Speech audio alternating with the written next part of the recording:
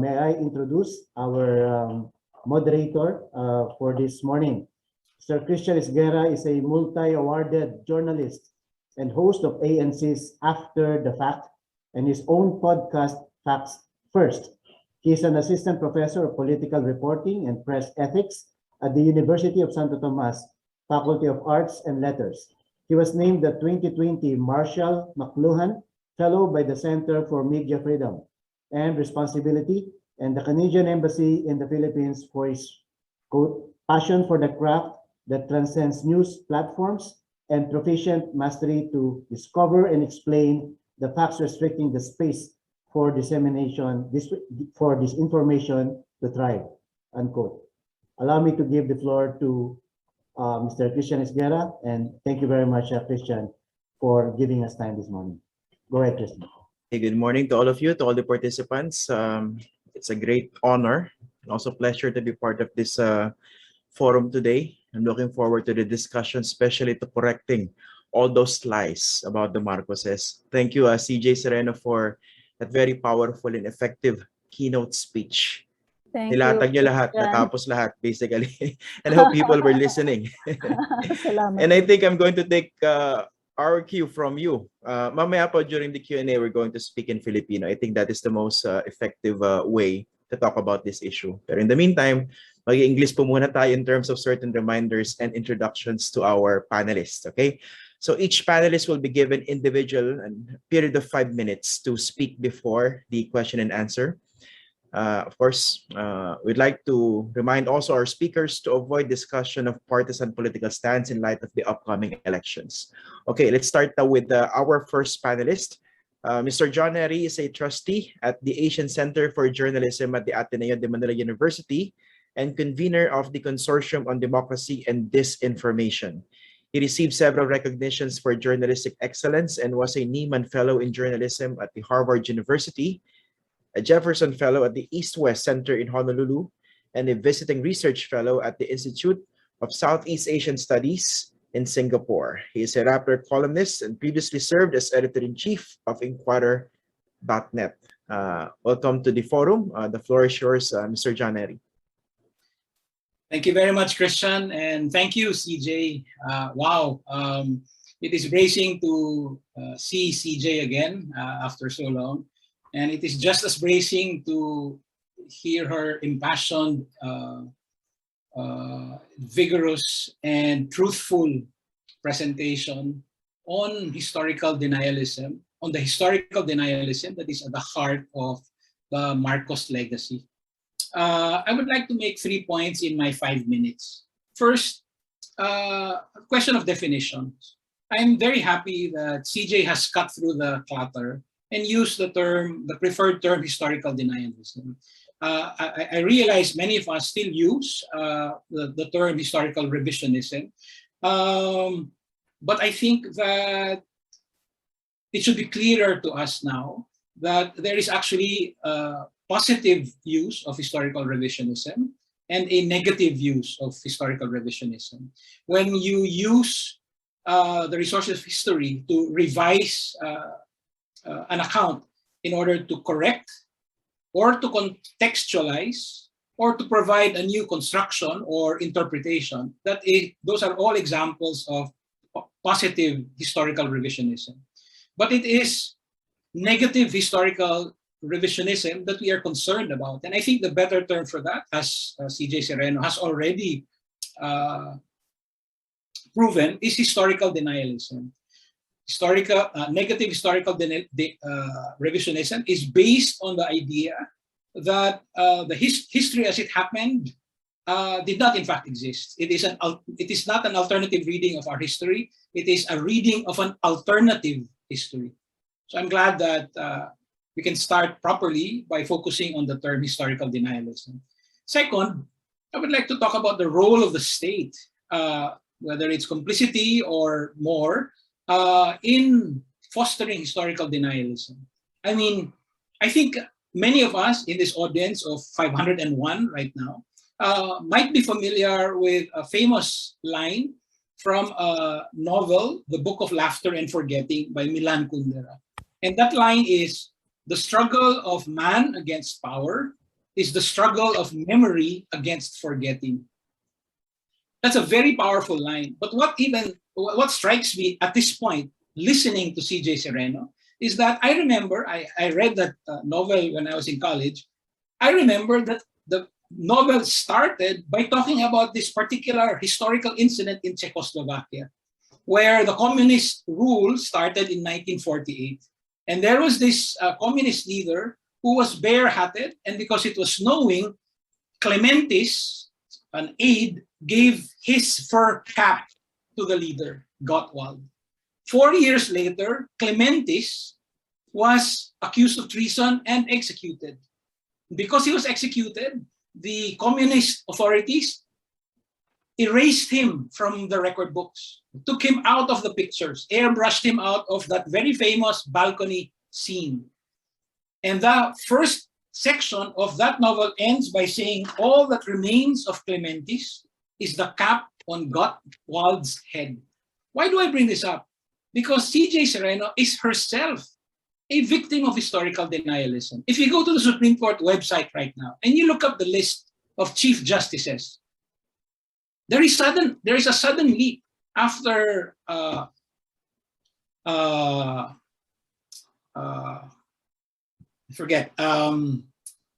Chief Justice Corona, May 2012. There is a sudden leap to Chief Justice Teresita de Castro, August 2018. What happened to the 2,279 days in between? It has been airbrushed out of our history. And that happened to C.J. Sereno. I still believe it was an unconstitutional power grab to remove her from office. I bring this point up because I think we should continue to ask ourselves, in what ways, big and small, do government institutions foster historical denialism? They might just say, well, it's an obvious consequence of a quo warranto proceeding. But the net effect is to erase a woman, Chief Justice, out of the record books. My third point has to do with the very theme of integrity. Why is an integrity forum run by the Integrity Initiative of the Makati Business Club talking about historical denialism? This is something that I learned in a previous series of talks together with Christian Isguera, our moderator, and human rights lawyer Chel Jokno. I realized that we are talking here about the integrity of our history. And because we all live in history, we are talking about the integrity of our nationhood, the integrity of the national community. That is what is at stake. Now, I have to say that I understand Chief Justice's CJ's presentation as a form of emphasizing certain aspects, but the approach to achieving integrity must be multi-layered. So I cannot help, for instance, but be struck by how often C.J. Sereno says, hindi lang naipaliwanag sa taong bayan. This, I think, speaks very well of C.J.'s continuing belief, despite what happened to her, in the power of reason and the very possibility of dialogue. But we also have to realize that if we look back in our last 30 years, it wasn't just the lack of dialogue, the lack of appeal to reason. It was also, number one, there were many bad faith actors. The reason it took us until the last years of Arroyo and the first years of the second Aquino to recover economically from the disastrous years of the Marcoses was because we had many coup attempts. And two major coups in August 8, 1987 and December 1989 set back our economy by many, many years. So there are, in fact, other bad faith actors. And second, I think we have to realize, especially now that, wrapping this up, I'm very glad that C.J. Sereno is in social media now. I think that she has also now started to realize that there is, in fact, an infrastructure of disinformation. Okay, there are people actively fabricating these stories. They do not believe in the power of reason or the possibility of dialogue. They believe that if you confuse the people enough, that very possibility won't exist anymore. And I think we need to take account of that in order to move forward. But thank you, Okay. CJ. Very good Okay. scene. Thanks, Christian. Thank Thank you you. very much, Mr. John Neri. We're looking forward to more discussion later on during the question and answer.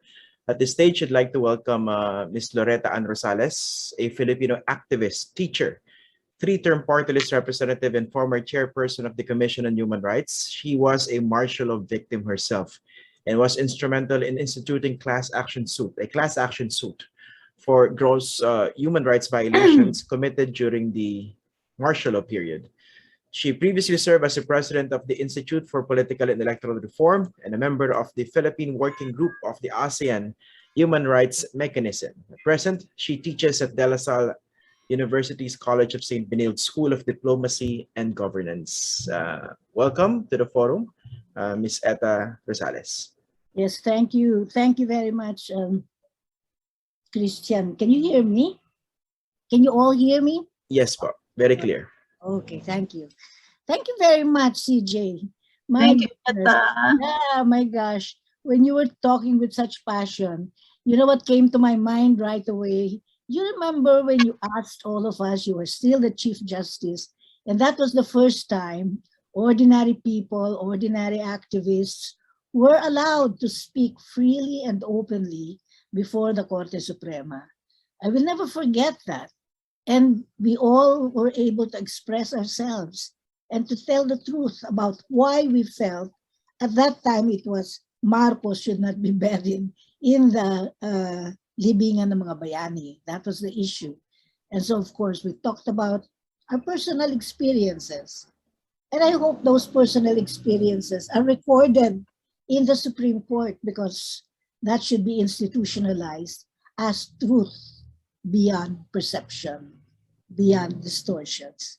So I appreciate the fact that you spoke in Filipino because, and here I am speaking in English, but anyway, we can go back to Filipino. But I appreciate that because, you know, Noynoy Aquino always spoke in Filipino and beautiful and deep Filipino. And it made me realize how much integrity he gave to the love of country, love of language, and love of the people at that time. And to be able to reach out to the people, you have to speak in Filipino upang maunawaan nila. Dahil ang mga Pilipino naman, may utak yung mga yan eh. Ang karanasan nila, ang kanilang kayamanan sa kanilang karanasan, kahirapan sa buhay, ang siyang nagbibigay ng paano ba ang wisdom sa Pilipino, kagalingan sa pag-iisip. No? So, ang importante talaga, naniniwala ako na we have to speak to as much as possible the Filipino language. We have to propagate that in order to reach out to them regarding the truth. And the third point I'd like to say is that when you said we have to re-examine the constitutional and traditional values of Philippine society. But of course, kasi when you speak of the constitutional values, everybody says it, but nobody goes deeper into what it really means.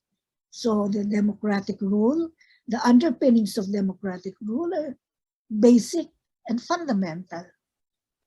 Separation of the branches of government, of power, and the principle of checks and balances.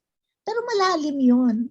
Malalim yun at dapat nakikita natin kung papaano na-violate ang bawat isa sa mga prinsipyong ito sa pamamagitan ng corruption na nagagawa na ngayon sa family halimbawa at saka yung corruption na sa DOH at saka doon sa tinatawag nating kabago-bago na naman na malampaya. Ang nakikita ko rin, when you speak of these traditional values, hindi lamang dun sa rule of law, in other words, the underpinnings of democratic rule must be seen or must be explained in human rights, in the rule of law and human rights. And that to me is very basic and fundamental, which has been glossed over by the Marcos, the Duterte administration, and he even spits on human rights, but that it has to be understood by the people na kanila ito karapatang pantao ay ang mismong pamumuhay nila. Alam ninyo, makikita lamang yan, paano nating maipapaabot sa tao ito sa pamamagitan ng kanilang karanasan. Makinig tayo sa kanila, pakinggan natin sila, at isa-isa nating himayin kung papaano nilalabag ang kanilang karapatang pantao sa kanilang pamumuhay. Magagawa natin ito, at ito'y ginagawa na rin namin. Halimbawa, yung mga tokhang victims ng ni Duterte, yung mga mothers and wives and sisters and aunties of the sons and the husbands and the men who were killed summarily because of the illegal drug. Binuo namin, we were able to come up with an organization which we called SHE, Samahan sa Hilom at Edukasyon. At unti-unti pinaliwanag namin ito, dinala namin sila sa Commission on Human Rights. I was no longer commissioner, it was Chito Gascon who was the chair, but I brought it to the commission. At unti-unti pinaliwanag namin sa kanila kung papaano nalalabag yung karapatang pantao ng bawat individual sa kanilang pamilya mismo, at yung seguridad and status ng kanilang pamilya. Naintindihan nila yon. Kasi iniisa-isa mo yan, no? Iniisa-isa mo. At pagka naririnig nila yon, naiintindihan tuloy nila kung ano ang ibig sabihin ng International Bill of Rights as translated domestically into our own Bill of Rights. Kung bakit magkakabit ang freedom from fear, the civil and political rights, at saka yung ESCR, yung freedom from want, yung economic needs natin, yung pangangailangan, the right to work, yung kinakailangan sa the right to security, social insurance, and so on. So, okay. Ma'am Etta, I'm sorry, we don't have time anymore. We need to go. Later on, we're going to ask you to expound those points that you raised po mamaya. Pero tapusin lang muna natin yung mga reactions. Okay? Maraming salamat po for that message, for that reaction. Ngayon, let's welcome Mr. Lisandro Leloy Claudio, an assistant professor in the Department of South and Southeast Asian Studies at the University of California in Berkeley. Prior to this, he taught at the Ateneo de Manila University, De La Salle University, and was a postdoctoral fellow at Kyoto University Center for Southeast Asian Studies. He is an internationally acclaimed author who received the George McTurnan Cahin Prize from the Association of Asian Studies and European Association for Southeast Asian Studies, Humanities Book Prize for his publications. Welcome to the forum, Mr. Leloy Claudio. Ay, salamat, Christian. Meron akong dalawang pasakalye pagkatapos 4 na punto ukol sa sinabi ni CJ. Yung dalawang pasakalye, unang-una, gusto ko munang sabihin na bias talaga ako. So, lahat naman tayo may bias. So, I'm not approaching this from a perspective of neutrality kasi naniniwala ako na wala namang neutral. Ano ba ang bias ko? Anong pagkiling ko? Meron akong bias para sa demokrasya. Ayoko ng strongman rule. Ayoko ng one-man rule. At meron akong bias para sa human rights. Ayoko ng pinapatay ang mga tao at dinidisregard ang kanilang mga karapatan dahil lang merong makapangyarihan na nasa poder. Yun yung una kong pasakalye. Pangalawang pasakalye, I'm an academic, hindi ako sanay mambola, at saka, so hindi ko madalas sabihin to. But CJ Sereno, that presentation was really brilliant, and sa mga nakikinig dito, it is rare for you to hear a presentation na ganun katatas at ganun kalalim ang understanding of the issues. Not only just the sources of disinformation, but ways to combat that disinformation. So yung 4 na punto ko dito are really my 4 takeaways from CJ's contribution. No? Yung una kong takeaway from her contribution was, we need to have a global perspective. Yung unang sinabi ni CJ is, in fact, alam ng mundo na magnanakaw si Marcos. Alam ng mundo na human rights violator si Marcos. At ang problema natin is sometimes we are too parochial. We don't think about the world. We don't think about the solutions that the rest of the world has provided. And we don't think about the way the world thinks about us. And usually yung defense natin against that, against the world bearing down upon us, is a kind of patriotism. Wala tayong pakialam sa mundo kasi Pilipino tayo. We will assess ourselves based on our own standards. Pero ang importanteng malaman natin dito ay may diferensya ang patriotismo at kayabangan. Dapat mong mahalin ang bayan mo. Totoo yun. Pero hindi ka dapat maging mayabang. That's the first takeaway. The second takeaway that I got from CJ's speech was, we need a broader anti-Marcos narrative. Kasi tama nga yung nasabi ni CJ, for the longest time, to be anti-Marcos was either to be elite or to be associated with yung elite figures ng EDSA like Cory Aquino and Cardinal Sin, or to be communist. But really, ang buong taong bayan lumabas ng EDSA, at hindi lang ito sa Maynila. If you look at the reports, there were actually mobilizations in places like Fuente Osmeña in Cebu. There were even mobilizations in Marawi City. So this was a real nationwide movement. And what we need to do is we need to tell the story of yung capacious middle that joined the anti-Marcos movement, or yung mayabong na gitna. Kaya pa nating itawid ang kwento nila. Pangatlong punto na nakuha ko kay CJ, sabi niya, the pro-Marcos narrative is premised on people desiring a kind of payout at the end of the day. But more profoundly, I think what that means is that the pro-Marcos narrative is premised on a kind of hope. Nananalig sila na may katapusan yung kanilang paghihirap.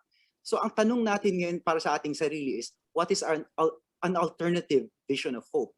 And this hope is not just a kind of fleeting hope. This has to be a material hope. The material hope na maganda ang buhay ng Pilipino, yayaman ng Pilipino. So actually, what is our vision of wealth? We cannot just let the Marxists take over a vision of wealth. Sorry? And then the last point, I think, yung last take home ko kay CJ Sereno, and I think this is the most important issue, is that we do have a moral problem.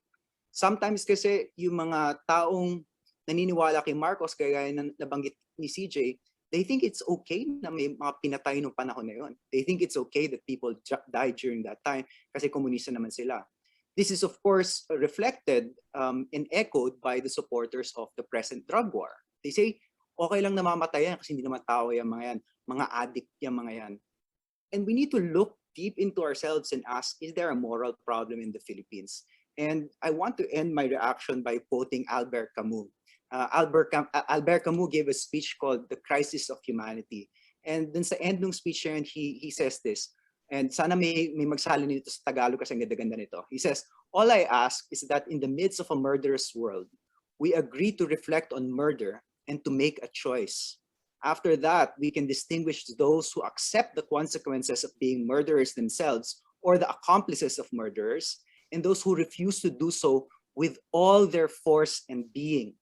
Since this terrible dividing line does actually exist, there's a line between those who support murder and those who don't, it will be a gain if it be clearly marked. And CJ has just clearly marked that dividing line. Maraming salamat po.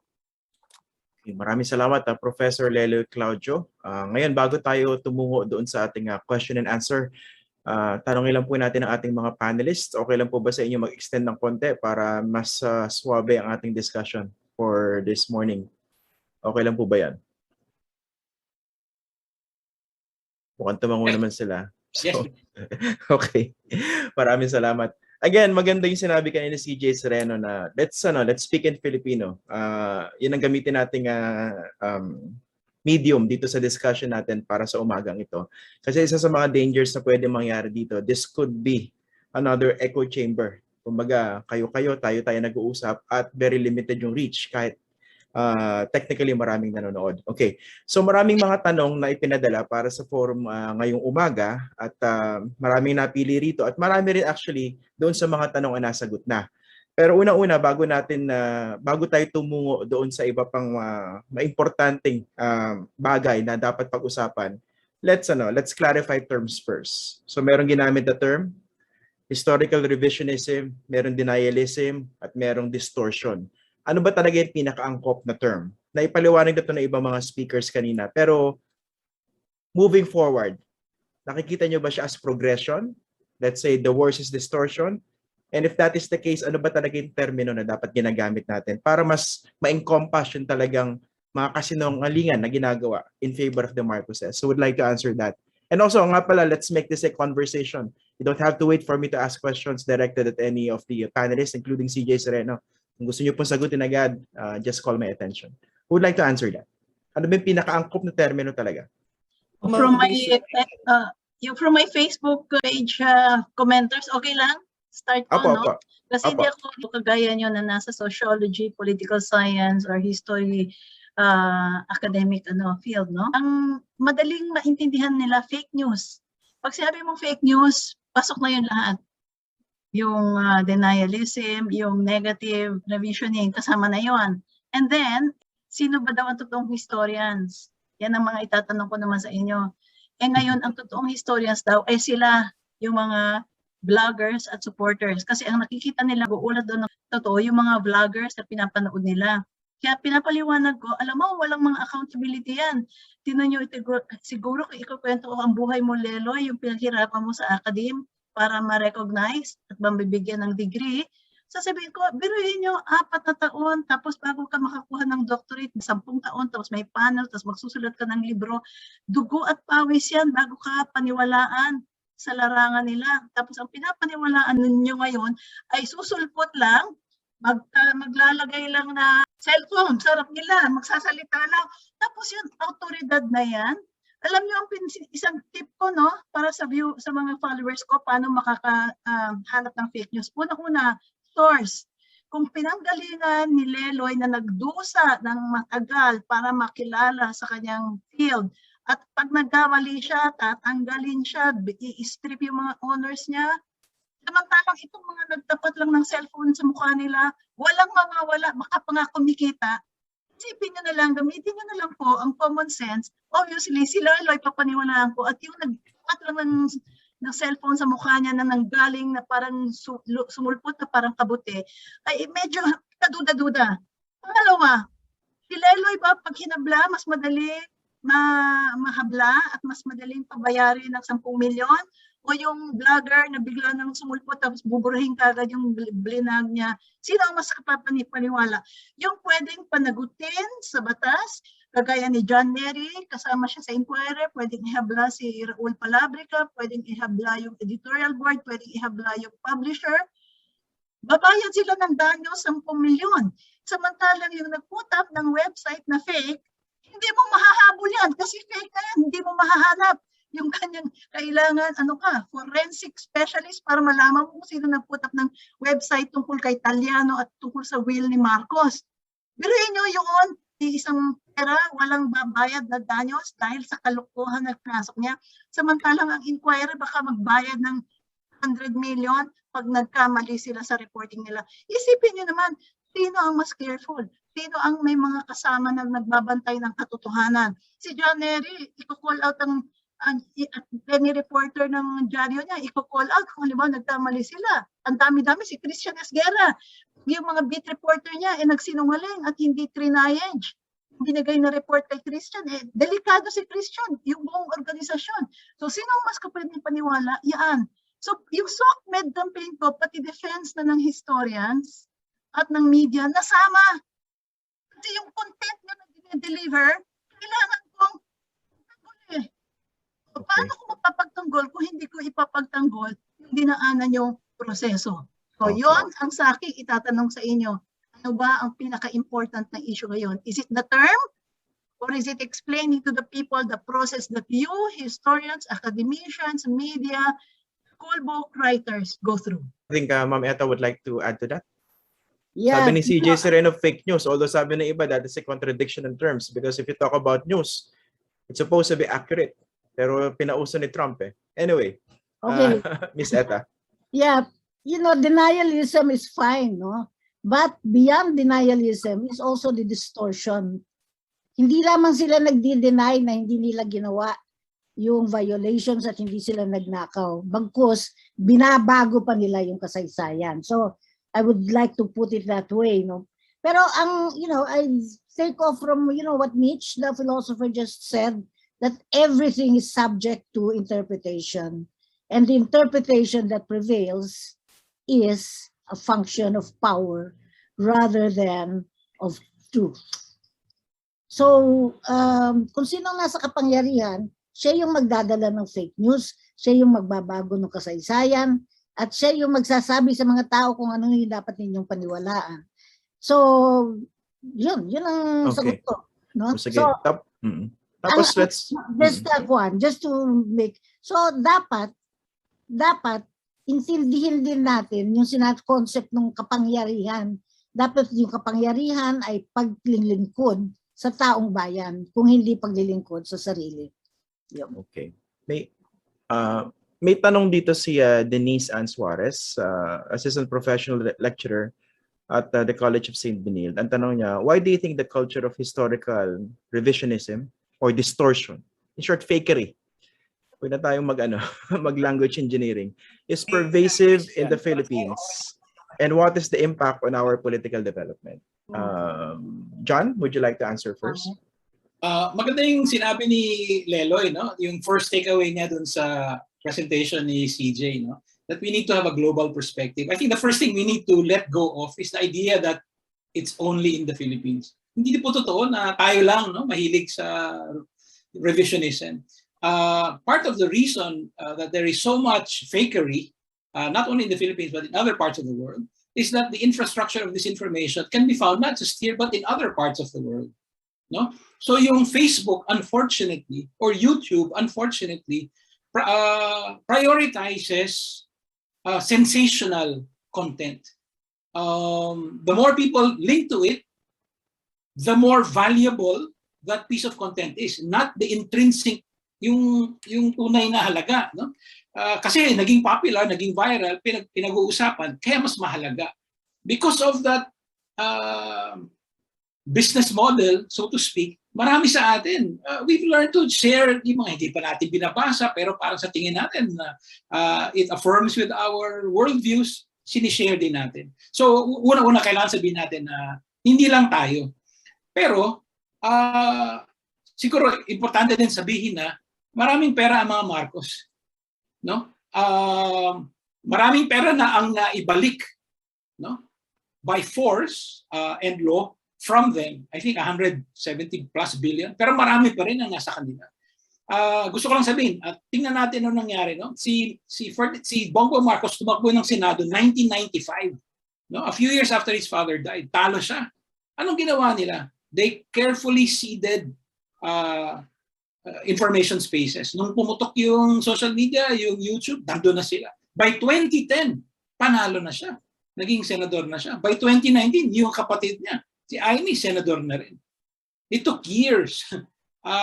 Katulad ng sinabi ni CJ, you can be a really honest scholar and work years at it. But you can also be a very dishonest operator and work years, and then now they're reaping the benefits. So I think that would be a second factor. Yung There's a pera question. Leloy, you may answer this. Tanong from Bart Gingona. We know that facts don't sway people, or siguro i-premise natin, if facts don't necessarily sway people, what will? Salamat, Bart. I don't know, Christian, kung bakit mo sa akin natanong yan kasi hindi ako propagandist at hindi ako political strategist. Academic ko at professor. Pero I think the information ecosystem has something to do with it. Tama si John. And it's very easy for you to be misled by what appears on Facebook and to use Facebook and all the social media to affirm what you already believe. And this is a big problem kasi there's something inherent dun sa Facebook na dehado tayo dahil yung reveal dun sa Facebook files, for example, minomonitor ang Facebook, pero karamihan ng monitoring ng Facebook nangyayari in the context of the United States. So in other words, si Mark Zuckerberg, mas may paki siya sa demokrasya ng sarili niyang bayan, of course, kaysa sa demokrasya ng Pilipinas. Kaya hindi niya talaga minomonitor yung nangyayari sa Pilipinas, hindi niya minomonitor yung nangyayari sa India, hindi niya minomonitor yung nangyayari sa Burma na pinapatay yung mga Rohingya na meron ding mass murder doon, kagaya na nangyayari sa Pilipinas. Okay. Speaking of facts, kanina paulit-ulit na binanggit ni CJ Sereno yung termino na magnanakaw. Siguro hindi nyo lang ginamit yung term na kawatan. Baka mas malakas, no? To refer to the Marcoses. Speaking of facts, kaya magandang segue yung tanong ni Bart kanina, do facts even matter? Let's get this straight. Magnanakaw ba si Marcos? Chief Justice. Oo, magnanakaw si Ginoong Marcos. Okay. At si Imelda ay co-participant niya. How about yung mga anak nila po? Si Bongbong Marcos, for instance, magnanakaw din ba? Bongbong Marcos, siya po ay nagde-defend ng lahat ng assets nila na karamihan ay ninakaw. Na malaking part ay ninakaw. Malinaw po ang ebidensya. Gusto po ba nila kung ilatag ang ebidensya? Maikling o hindi? Gusto lang nila declarative. Mamaya siguro in the course of the discussion, gusto ko lang siyang linawin kasi because regarding the question as to whether facts matter, bakit kahit napakaliwanag ng mga desisyon, yung conviction ni Imelda for instance in 2018, maliwanag na magnanakaw si Marcos, mandarambong at kawatan, pero bakit parang there's a particular segment of Filipinos who doesn't seem to care even if the Marcoses stole their own money? Bakit po kaya ganun? Who would like to respond to that? Binabalanse kasi ng kwento na ibabalik eh. Tapos ang sinasabi na yung pasensya na ha, I now have to really define kung paano yung pagnanakaw dinedefine natin, no? Kasi 13 na ang nangumpisal na nagnakaw si Marcos. Karamihan sa kanila ay nagbalik na ng kayamanan in exchange for immunity from criminal prosecution. Linista ko na po yun sa Facebook page, no? Yung isa-isa lahat ng mga asas na binalik. At si Baltasar Aquino, secretary ni Marcos, ay nag-testify na sa Sandigan Bayan kung paano siya kumukomisyon ng 15% sa Japanese companies na binibigyan ng kontrata under the Japanese War Reparation and Aid Program. Yan ho, direct testimony na yan. So meron na kayong 13 na nangumpisal, yung isa pa in court, at si Jose Yao Campos, meron na rin pong testimony yan in court. So meron na po, from his own conspirators, they have already said, nagnakaw si Ginoong Marcos, ipinatago niya o ipina-implement yung plano ng pagnanakaw na ito. Meron na rin pong bribery conviction, civil findings, si Herminio Decini, hindi na po pala criminal kasi patay na si Herminio Decini. Pangalawa po, meron na pong 5 desisyon, 3 mula sa Korte Suprema natin na nagsabing binigyan na ng pagkakataon ng mga Marcos ipaliwanag ang kanilang nakakalulang yaman, ang lehitimong yaman lang nila ay napatunayan nilang $304,000, hindi nila mapatunayan na lehitimo yung mga assets na claim ng gobyerno, gaya ng mga 5 Swiss accounts, yung Arelma account at yung jewelry collection, tinatawag ng Malacanang jewelry collection. Kung hindi niya po napakita kung paano naging lehitimo mga yan, under the law, forfeited po yan kasi ang consider dyan ay unlawfully acquired or ill-gotten wealth. Yun po. Yeah. Tapos sinabi na ng Swiss Court, Federal Supreme Court, criminal provenance, yung laman ng 5 Swiss accounts ni Marcos. Sinabi na lang ng New Jersey Court na illegal yung yaman niya nagtagpuan sa New Jersey na nasa mga Marcos at dapat sa taong bayan ng Pilipinas. Okay. Kanina, Lelo, you touch on the aspect of morality. Kung ganyang kaliwanag yung ebidensya at katotohanan, naghuhumiyaw na magnanakaw, mandarambong at kawatan ng mga Marcoses, sorry for the synonyms, is it also an indictment of many of Filipinos in the sense na perhaps they don't care about theft or ill-gotten wealth? It doesn't matter to them really? Yeah, for some of them. Kasi napakalinaw, for example, hindi lang sa mga Marcoses o yung drug war, for example, it was clear that around 60% of Filipinos believe that there are extrajudicial killings happening. So alam nilang may mass murder, and yet they support the drug war. So we really need to look into ourselves and kind of condemn certain aspects of our society that do that. But on the other hand, meron namang paraan to talk to the pro-Marcos people in such a way na hindi mo sinasabing masama kayong tao lahat. I think, for example, we need to sometimes make certain concessions. For example, very concrete issue. Marami mga anti-Marcos kagaya ko na sinasabi nila, alam nyo ba na nag-depreciate ang peso ng panahon ni Marcos? Totoo yun. In 1970, there was a depreciation of the peso, but that wasn't an accident, that was intentional. Sinadya ni Marcos na i-depreciate yung peso, and that actually wasn't a bad thing because a depreciated peso means your exports are more competitive dahil mas mura abroad, and you bring in more money for your current accounts. So sometimes you just need to be fair. You need to give an inch in order to maybe in the long run take a mile. Okay. There's a question here from Rocky Saldaheno, Markets Director of PwC Philippines, and Charlene Agati, Associate Professor at the University of the East. Mga kinumbine yung question sila. How can educators identify and lead the youth to reliable sources of accurate and true history? Can you give practical tips that 21st century learners can easily do to check the validity of information they see? John, siguro you may answer this. The next question I'll ask kay Ms. Eta Rosales. I'll give a very specific example. How should educators teach the Marcos years? I think that for far too long, we have treated the Marcos administration as just like other administrations. No, I was listening in. I'm sorry to bring in my son who is just entered a college. Conversation with his fellows. Their textbooks, and they come from different backgrounds. Their textbooks either talk of the Marcos years in terms of pros and cons, or only pros. That's how they were educated, as far as the Marcoses were concerned. I think what we need to do is to treat the Marcos years as like the Japanese occupation. Nobody asks what are the pros of the Japanese invading us. No? You would be stupid. You would be laughed out, right? But now people would say, "Teka, ano bang ginawa ni Marcos? Kailangan ba natin siyang i-cancel?" No? But I think it's important for us to come to terms na yung ginawa talaga ni Marcos, sabi mo nga, MMK, di ba? Magnanakaw, mandarambong, kawatan. No?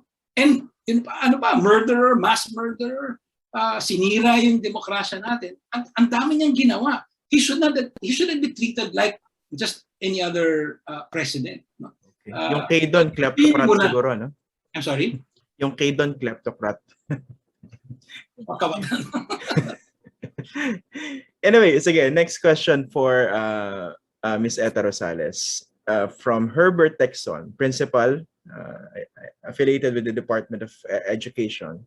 Is revisionism a product of transferring the Philippine history subject from secondary to elementary? Is revisionism subject? A product, or siguro it was triggered by the transfer of Philippine history subject from secondary to elementary. I think partly, but not totally. And then again, our educational system has been influenced by the international global community, the finance policies and the educational policies of the globe. And so I remember that when I asked the DepEd and the CHED, when I was the chair of the Commission on Human Rights, how they taught martial law, and they admitted, no, martial law was never really taught. And the K-12 system of education was part and parcel of putting together, integrating education so that it took so much of humanities out of the picture, history out of the picture. That's when that's when history suffered so much more, both in history, high school, and in college. Okay. Kay CJ Sereno, kanina binanggit niya very all-encompassing yung keynote speech niya kanina, no? Including the reason kung bakit umabot tayo sa ganitong situation. Let's talk about textbooks. Bakit ganun yung characterization sa martial years do sa textbooks natin? Very limited kanina. I think you mentioned mga 18 pages lang. And I think that's true, no? Growing up, ganun talaga. Parang there was an effort from textbook writers to be objective, quote-unquote, neutral. But in fact, they were favoring the Marcoses. That's why the generation now is left with the kind of version that we're seeing. But we had all the opportunities to make these corrections, to make this facts known. Pero bakit ganun po yung nangyari? Walang long-term view in leadership since 1986. And I cannot blame Cory. She just had to survive. So survival ang mode niya noon. Kasi physically, she was going to die if she makes the wrong political decision. So walang nagkaroon ng long view. Hindi gaya ng time ni Hitler. How do we prevent this from happening again? Very painful no? The Hitler years were very painful. It was an indictment even against the German church, no? But we should have had that soul-searching at the time. Kung tayo sana, if we, the five of us and more people like us were there at that time, sasabihin natin kay Cory, alam namin you have to survive and you have to have a part of the military faction with you to ensure you are there. And we will be there with you. Tatawag kami ng mga tao, susugod pa rin kami sa EDSA at sasabihin namin, kayo, Enrile, Honasan, et al., maghunus-dili kayo pagkat ang kalaban nyo talaga ay ang bayan. Totoo na pinagtanggol namin kayo noong February 1986, pero hindi nyo na pwedeng ulitin ito.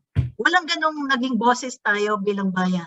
Pangalawa, dapat sinabi natin, Ginoong Jovito Salonga, maaasahan nyo kaming taong bayan, gaano kahirap man yung pinagdadaanan nyo sa Switzerland, sa Amerika, na takot silang malaman ang extent ng problema nila kasi effectively na-enable nila yung dictatorship at effectively natulungan nilang magtago ng nakaw na yaman. Huwag ka matakot. Andito kami, kakausapin namin lahat ng aming kaibigan internationally para makiisa sa bansang Pilipinas sa paghanap niya ng katotohanan. Huwag niyo nang isipin yung mga political payoffs, yung mga political compromises. Pati ang Japanese government, huwag nang matakot masyado na baka ikabagsak nila ito kung malaman na ang system pala ng payoff dun sa Japanese war reparation money ay talagang na-establish sa sistema ni Marcos at pati ang Japanese corporations ay nasanay ng laging hinihingan ng kotong. Dapat pala po tayo mismo, tinigil muna natin yung mga ibang day-to-day activities natin at pinag-isipan, may long-term view ito. Ayaw na natin maulit ito. Totoong nagulat tayo na yung extent ng Marcos theft, hindi natin alam na ganong kalala. But as it was slowly being revealed dun sa hearings ni Congressman Solars, where the Bernstein brothers were forced, kung nung nalaman na yung pala talagang si Marcos ang nagpupundo ng mga instigation against Cory, nung lumalabas na yung story sa New York at sa Switzerland, pati ang Swiss banking industry na sana inibalita ito sa atin, nagkaroon tayo ng spirit of solidarity with the world's conscience being awakened, tayo nag-usap kasama na ng educator. Si Raul Rocco sana, in-entrust sa kanya ang educator. Siya naman gusto niyang mangumpisal sa participation ng ACRA sa mga nangyari. Pero kung nangyari na yun na nagigising ng konsyensya niya, bakit hindi niya tinuloy-tuloy? At sabihin, ituro sa mga kabataan natin, sa mga bata pa lang, how not to lie, how not to steal, how not to kill. At dapat sinabi, kasama ng ating DNA yon. We should have done that since 1986 and it should have been a continuing project na hindi dapat titigil. At kasama natin lahat ng teachers, lahat ng history writers, lahat ng textbook writers, even media and news. Dapat prioritize ng ABS-CBN, GMA at ng lahat ng networks ang pagbalik at maghanap ulit ng core ng Filipino soul. At hindi tayong after a great victory, imagine, after a great victory that was hailed by the entire world, bakit tayong mga may sense of yung lituhan o hindi natin naintindihan nangyari, balikan tayo sa ating mga lungga instead of us coming together, celebrate and celebrate, build up what we have been given, build up and continue building this country up to greatness. Maraming salamat for that. Throw out the chance. Sige. Nakapagsulat ako ng textbook. Leloy would like to add to that. Sagot Leloy. ko kasi over the past 5 years, nagsusulat ako ng textbook, isa para sa college, isa para sa senior high. At nakita ko yung problema sa textbook is usually ang demand sa'yo sa textbook writer is maglista. Kasi ito yung outline ng teacher, tapos yun yung madali niyang i-present na klase. At sometimes in the worst cases, yung mga listahan na yun yung pwedeng i-memorize. So it's not just that na-occlude yung history, meron ding pedagogical problem. Kasi kung gagawin mo, ililista mo lang yung mga presidente, tapos may memoryahin ng mga tao, date kung kailan sila nanungkula, ano yung mga nagawa nila, ano yung mga problema ng panahon nila, walang analysis yun, hindi yun analytical. Eh, kailangan mo para matuon mo talaga yung problema ng panahon ng mga Marcos is a kind of complex analysis of democracy. And hindi mo makukuha yun sa paglilista lamang. At ang mangyayari nga doon, gaya ng sabi ni John, it just appears like a normal presidency. Medyo mahaba lang. Pero it's just part of another list. Actually, very true yan. Miss Etta. Yeah, and it's not totally true kasi, di ba? When you look at history, kanina may tanong si CJ, ano ba talaga ang kasaysayan? Sino ba talaga ang gumagawa ng kasaysayan? Yung kasaysayan ng mga mamamayang Pilipino bago dumating ang mga colonizers, ang Kastila at saka yung mga Amerikano, meron ba silang kasaysayan? Yan, hindi lumabas yan. Ang mga katutubo natin, ang ating mga Cordillera people, ang ating mga indigenous peoples, hundreds of years provided for sustainable agriculture sa Cordillera Mountains, sa mga mamamayan. Nagawa ba natin yon? Nagawa nila yon dahil alam nila kung paano mahalin ang kalikasan at alagaan ang kalikasan. Sa ngayon, nawala yan. And part of it had to do also with American colonization dito. Diba? So, dapat intindihin din natin yon. They came for the raw materials, and then they made us the market for the finished goods. And so that went on for so many years, and that actually helped Americans.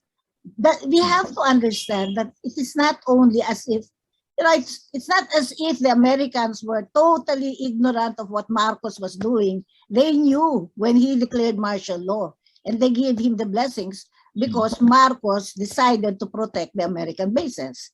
Things of that kind, no? So all of that has to be penetrated through.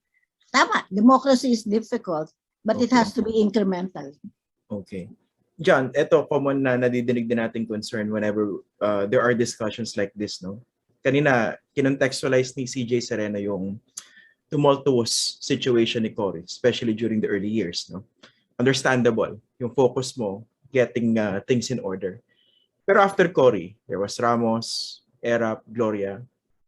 Technically still, we had all the opportunity to put things in order in terms of the Marcos lies. Pero bakit hindi pa rin nangyari?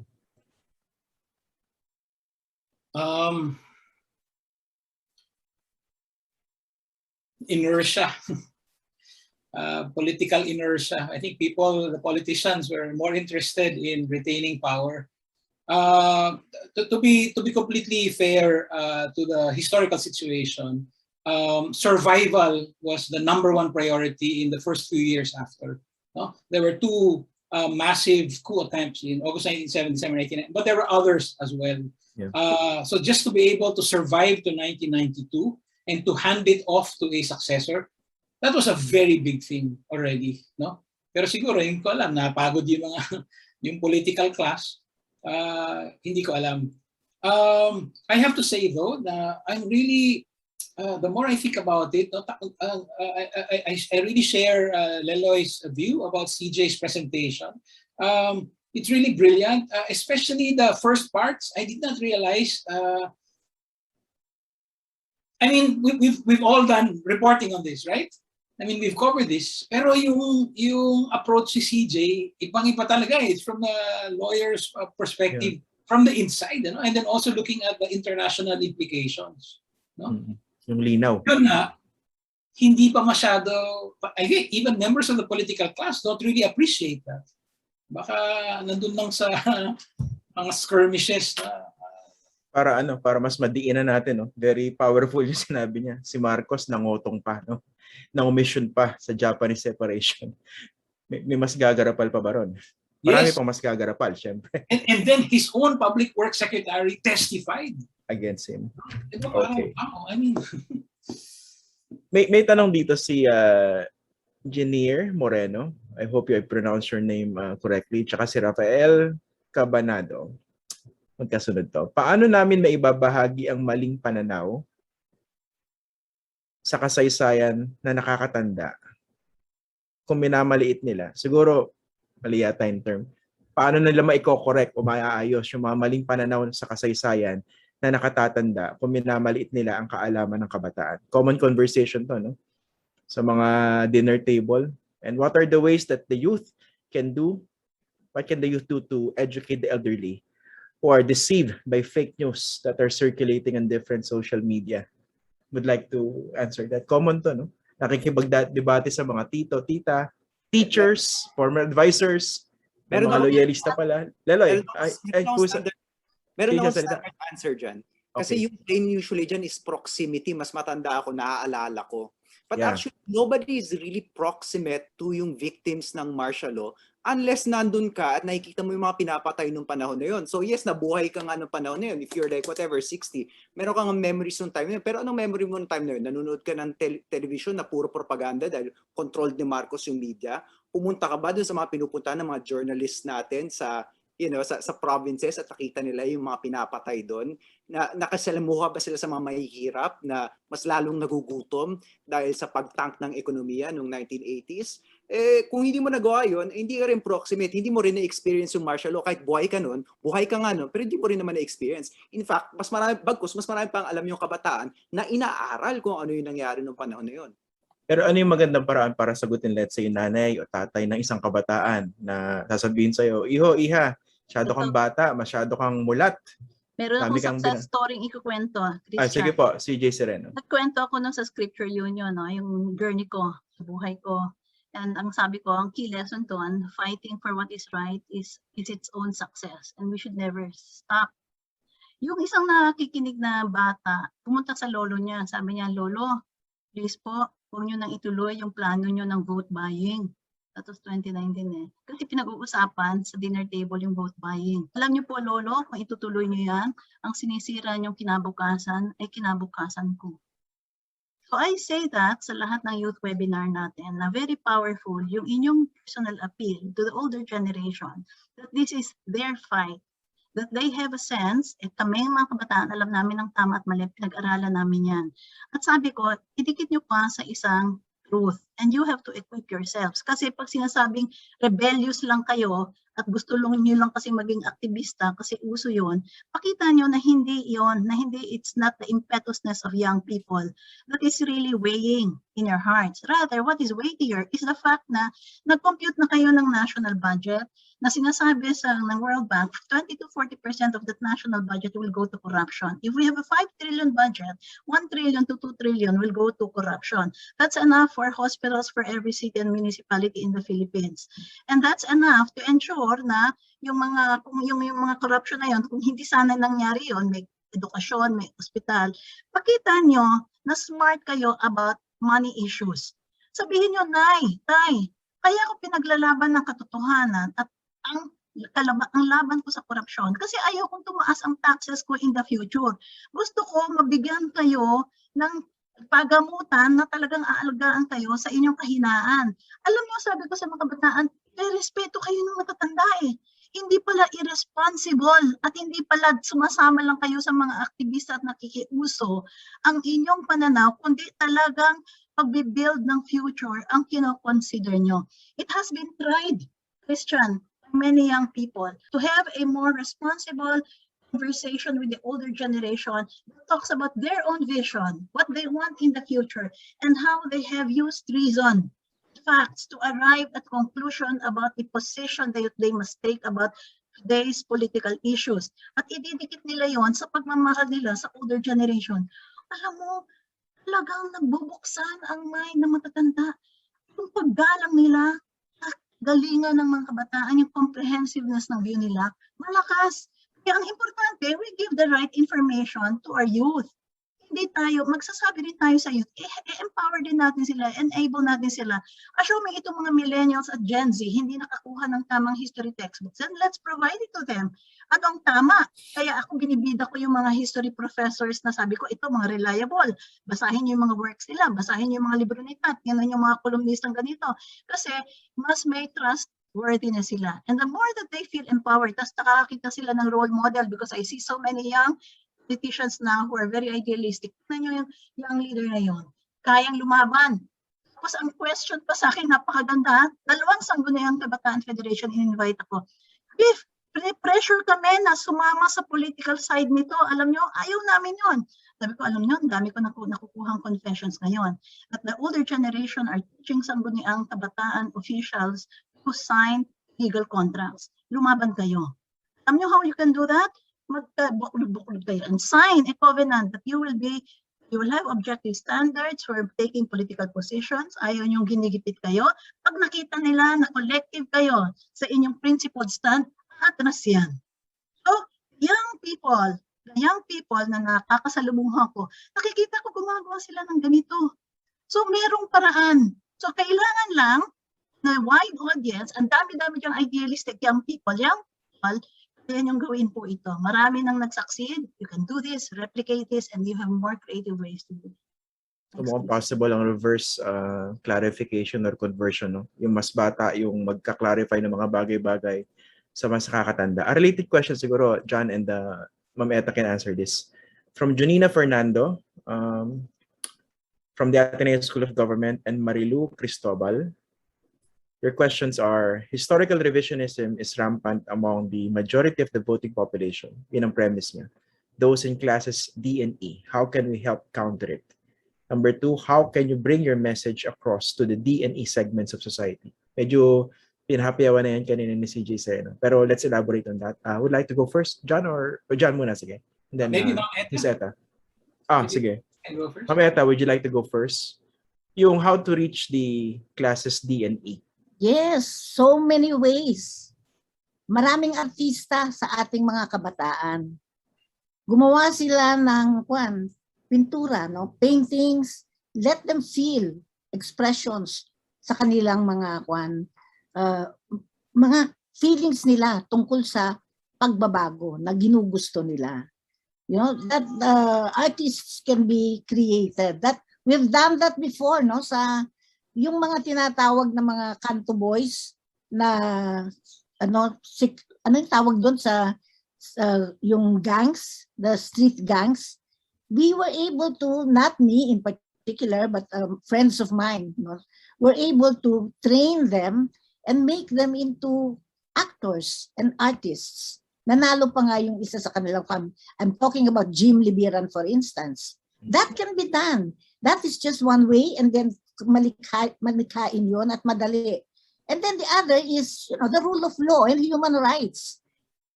Where I teach, because it's the Lasal College of St. Benil, maalam na yung mga estudyante.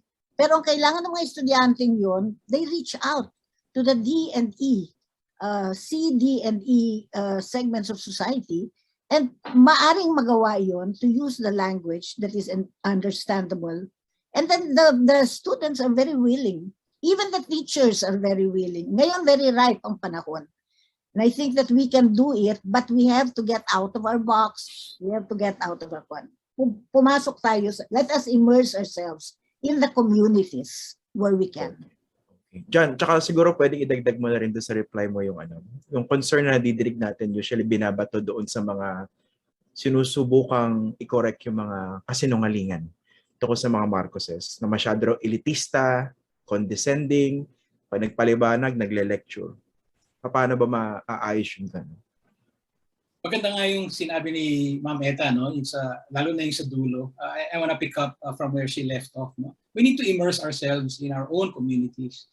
So yung tanong na how do we reach out to classes D and E, siguro we should also reverse that. How should we allow D and E to reach out to us, no? To let us know exactly what is their own historical experience. Importante yon, hindi lang one-way street.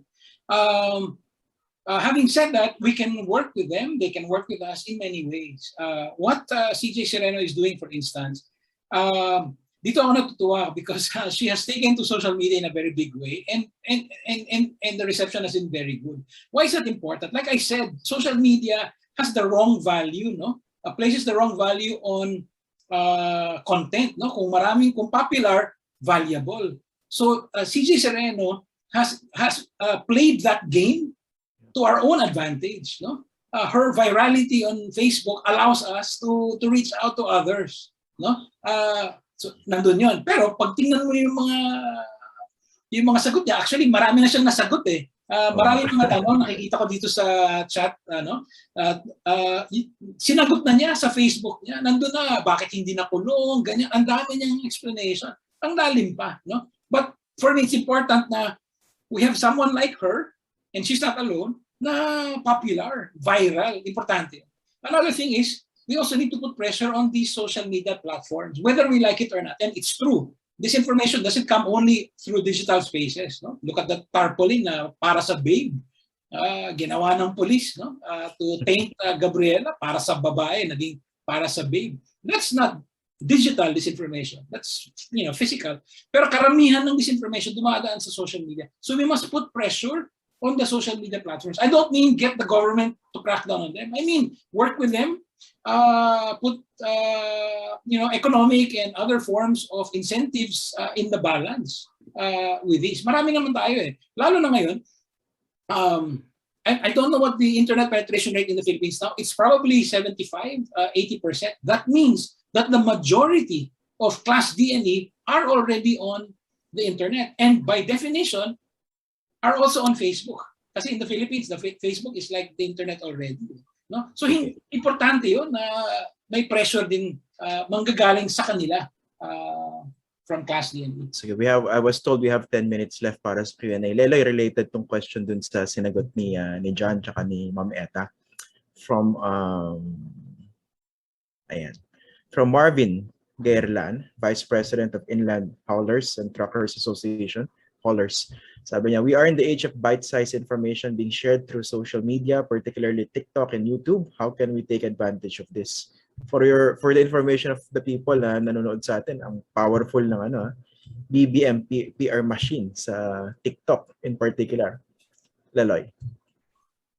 Well, I think you just need to be there, and then you need to exploit yung certain advantages that social media gives you, yung kind of virality. And one thing that we don't talk about is actually humor. I think Filipinos really gravitate to humor. Gusto lang yung nakakatawa. For example, sa tingin ko, isa sa mga dahilan kung bakit nanalo si Rodrigo Duterte, may great article si John about yung second debate na bumulusok si Duterte sa surveys. Maraming nangyari doon sa debate na yun, pero yung unang nangyari doon sa debate na yun ay nakapagpatawa siya doon sa introduction ng debate na yun. Nagpatawa sila ni Grace po. And ako hindi ako natatawa sa humor ni President Duterte, but let's face it, a lot of our countrymen natatawa sila. So I think yung humor, yung capacity to take yourself less seriously is important on social media kasi nga, nabanggit na kanina, paratang ang dating usually ng anti-Marcos forces, and may sense na, it's ironic because I was just making a point about moralism a while ago, but may sense na ang rehistro is parang moralistic. So the way to cut that is really to crack a joke. And there are people who are cracking jokes on social media and doing it in a humorous fashion. Okay. May question siguro, CJ Sereno may answer this, no? Related questions. Is there a law punishing historical revisionism? If none, should there be one? From Brian Cesar Felipe. And then a related question, fake news versus freedom of speech. Should social media be regulated or should we just expect due diligence from the people? Mamaya, pasagot natin yan sa ibang mga panelists also. First, CJ Sereno. Ang legal structure kasi natin is there must be an injured party, no? Before you can have a suit or you can have a legal cause of action. Walang injured party, mahirap. But it appears na si Cory, si Pinoy, siguro yung Aquino family, ang policy siguro nila sa pamilya, payagan lang na at hindi nila i-challenge lahat ng mga fake news, na lahat ng libelous materials that have circulated against them since Facebook stories about where the wealth of the Cojuangcos came out. Hindi sila nagka-counter.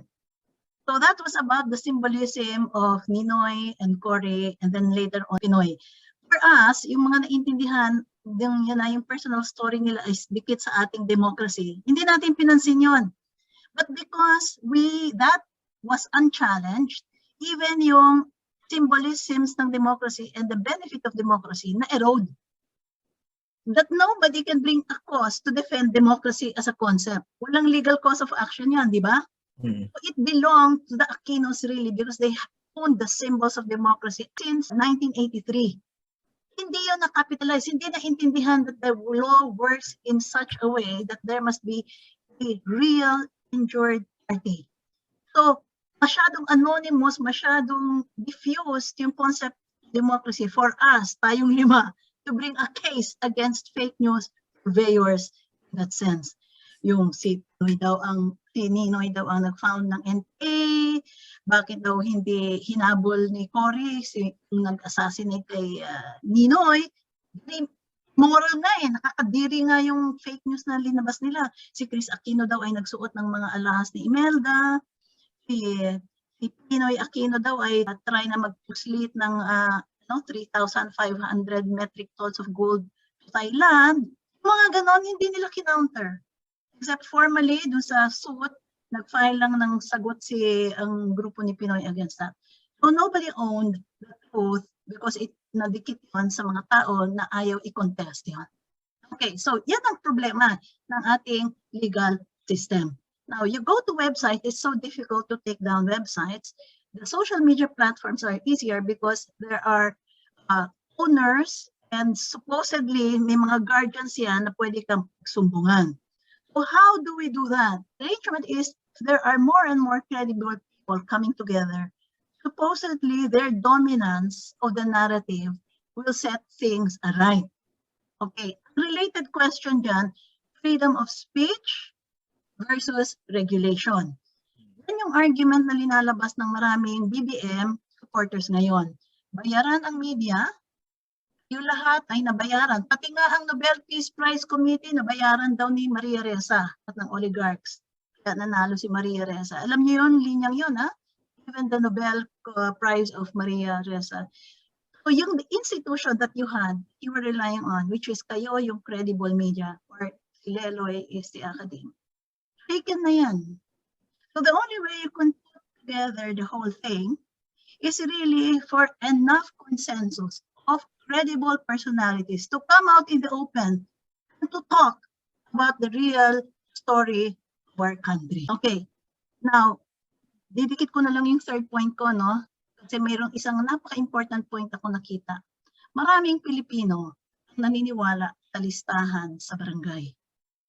The confession about the earliest time that this listahan sa mga barangay ay nabigay sa akin, because so many people confess inside stories to me, my Facebook page, was in 1997 list being already taken in the barangay. So the planning for the return of the dictator's family was as early as the 1990s. Marami ng listahan yan.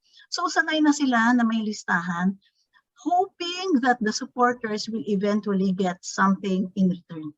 That listahan is there. Sanay ang mga Pilipino sa listahan. Sa paluwagan, sa magkakabarkada, 4Ps, listahan sa mga barangay. Di ba sanay sila sa listahan?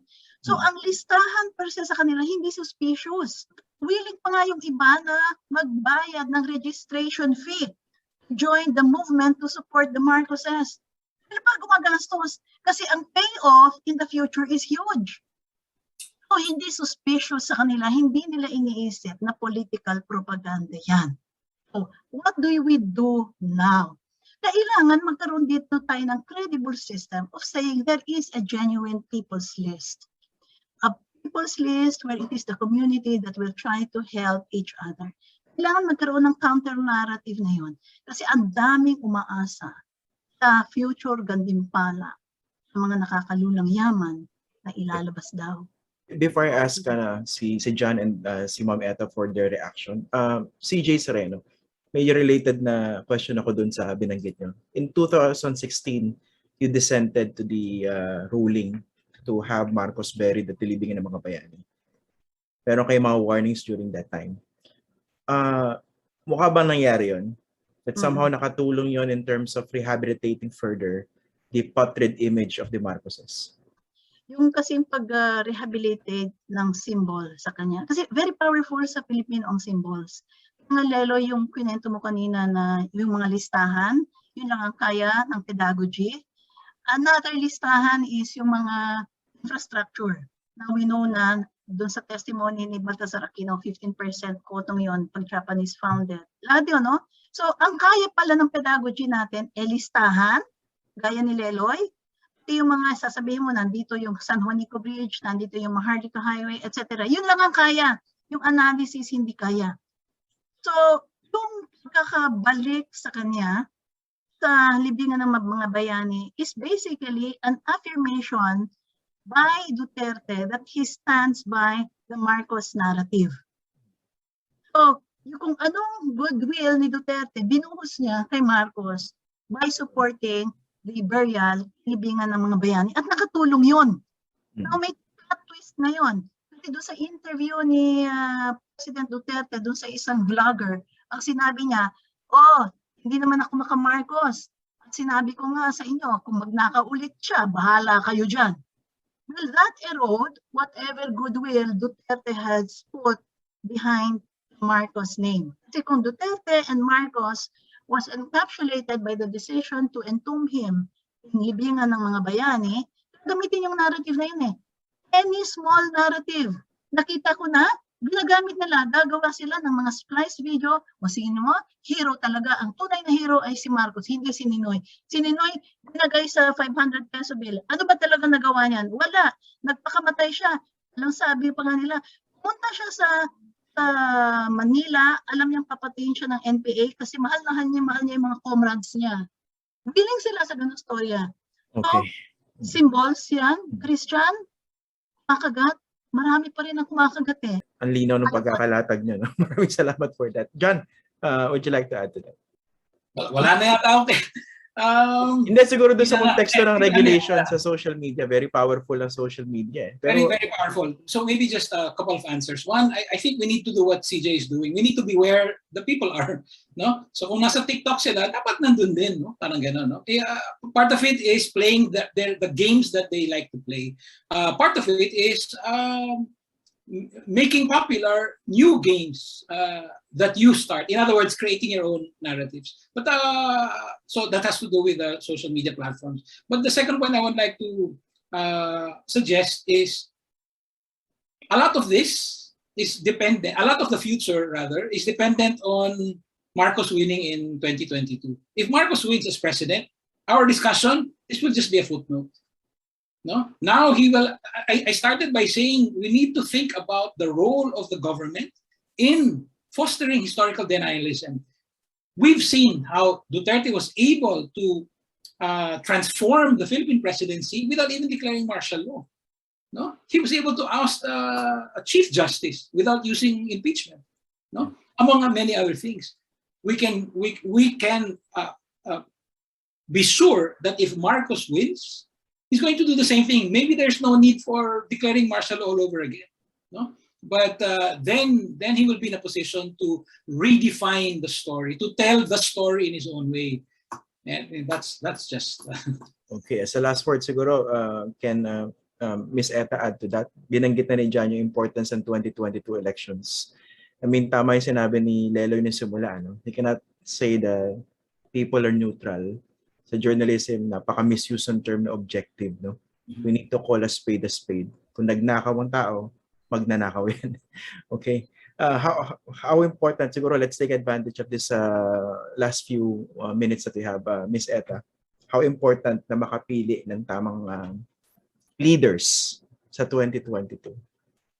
And siguro if you have time pa, no, Leloy can add to that. Tsaka si CJ Sereno. Ma'am, naka-ano po kaya? Naka-mute.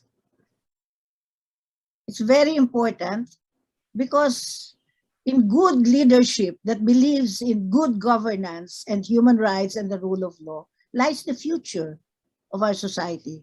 The reason the people go to Marcos is because they have very little regard for government.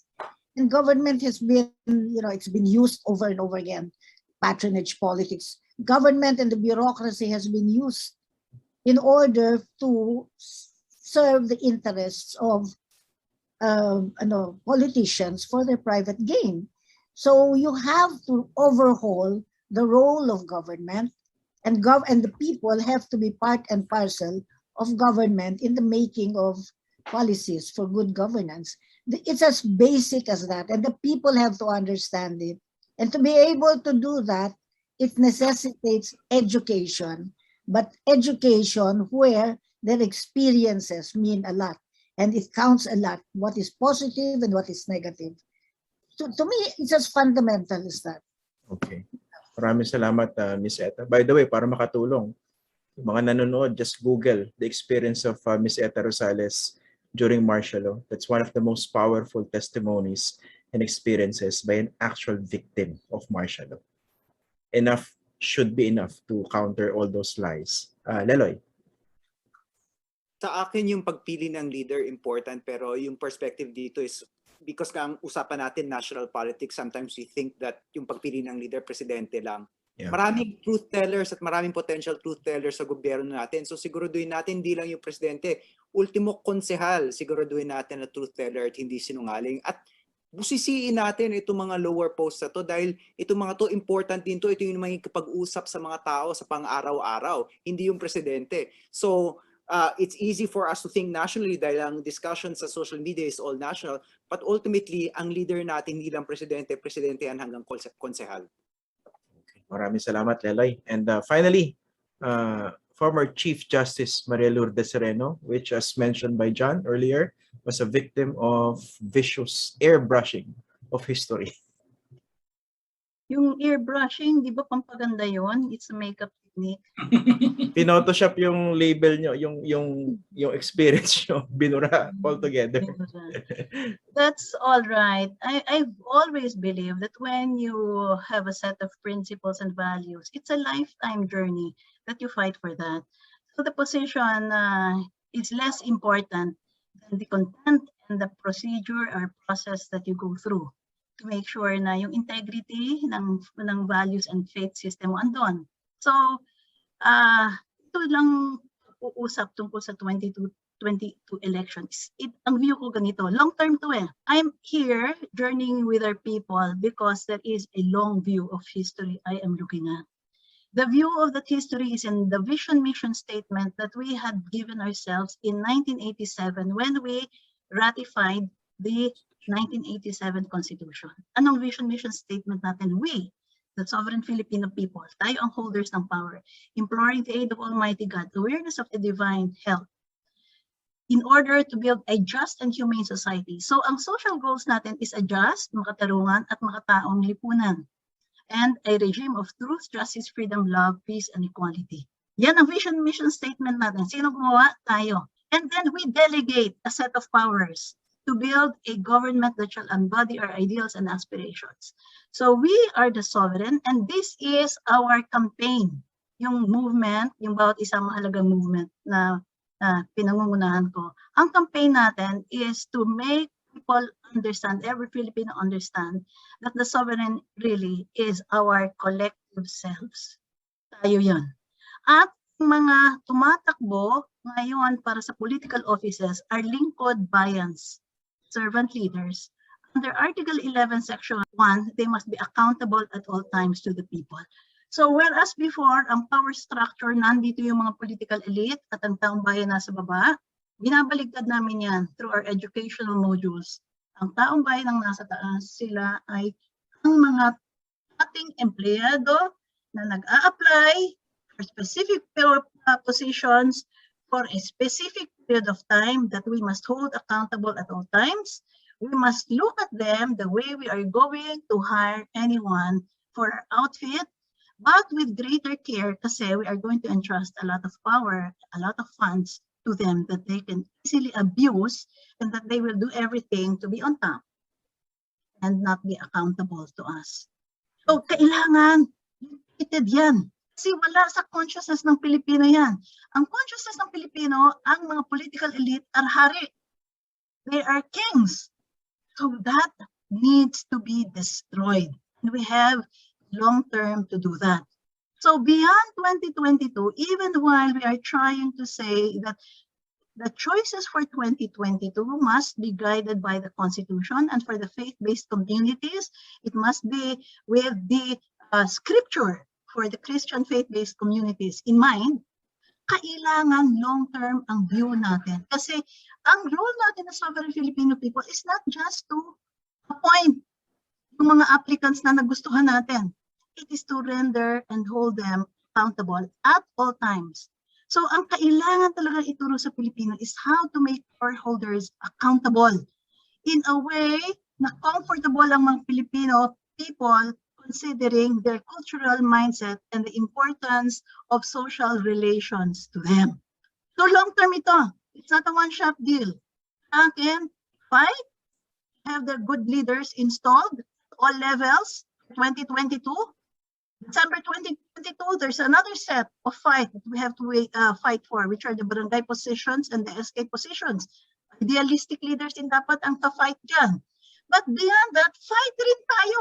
Kasi magbabantay tayo. We, the sovereign Filipino people, must be experts at monitoring the budget process, the expenditures, the reporting, the performance metrics. Dapat pati ang NEDA, pag-usapan na natin, ang development objectives must be for a just and humane society. So this is a long-term journey that we must all undertake as a people. Okay, maraming salamat po, former Chief Justice Maria Lourdes Sereno and Professors Leloy Claudio, John Neri, and Eta Rosales. And that ends our question and answer for this forum. I'll now turn you over to Alex. Maraming salamat po. Thank you, Christian. Thank you, Mr. Christian Esguerra, and to our speakers. Thank you also to our 500 participants, around 500 participants here on Zoom, and more than 500 viewers on Facebook. Our forum this morning actually reached more than 25,000 people on social media. All right, smile for the camera. Okay, 1, 2, 3. My personal takeaways from this is that we all have to be agents of the truth and use the power of reason and dialogue. And when you use that, you have to listen. You cannot be condescending. You need to treat the people that you talk to like your fellow Filipinos and your fellow human beings. Second takeaway that really surprised me, that there's a lot that we can put on the shoulders of the youth. And I'm sorry about that, because we are the generation that's supposed to be saving you. And what we really need also is a reverse save, that there is so much that the youth can do on upward management or upward influence, and also talking to the C, D, and the E. Third takeaway is that we cannot stop the lies, but we can be biased for the truth, and we should be passionate about the truth. If lies can enslave us, the truth can set us free, and the truth can give us hope. And when we use that truth and when we try to reach for our hope, let's try to choose our leaders who we can make accountable, because they respect accountability and they are willing to be accountable. Let us choose the truth regardless of our political affiliations, because our life depends on it. Thank you very much to all our panelists, our guests. This is Alex Cabrera for the Integrity Initiative Board. Thank you very much.